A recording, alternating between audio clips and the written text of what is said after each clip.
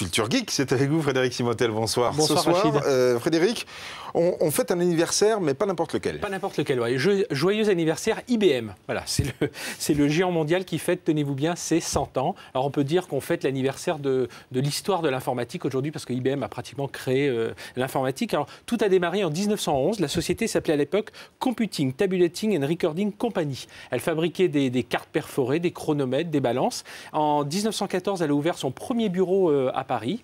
C'était vraiment le premier bureau international. En 1924, c'est devenu International Business Machine, donc IBM. Et puis, en 1937, il faut savoir qu'IBM pesait déjà 31 millions de dollars de l'époque, avec 10 000 salariés, et équipait le gouvernement américain et la plupart des grandes entreprises américaines. Et l'ordinateur proprement dit, c'était en quelle année? Alors, c'était l'ASCC, c'était en 1944. C'est le premier ordinateur qui proposait des calculs de façon automatique. Ensuite, les grandes dates, c'est 1959, avec le 1401. C'est le premier ordinateur à transistor. C'est très performant. On commençait déjà à parler de miniaturisation.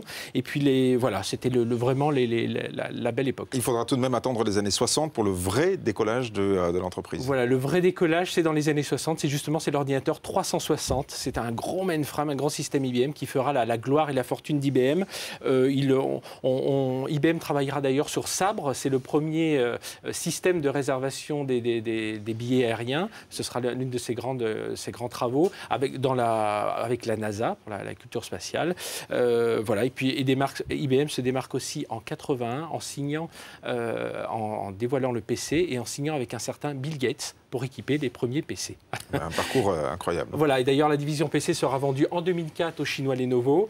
Puis au début des années 90, c'est quand même la période sombre d'IBM. IBM va passer de 400 000 salariés à 200 000 salariés et il faudra tout le talent du PDG de l'époque, Lou Gerstner, qui arrive de Nabisco, c'est pas un informaticien, pour justement redresser la société, lancer la stratégie on-demand. Et puis aujourd'hui, IBM reste le premier. Merci Frédéric Simotel. Bonsoir Rachid.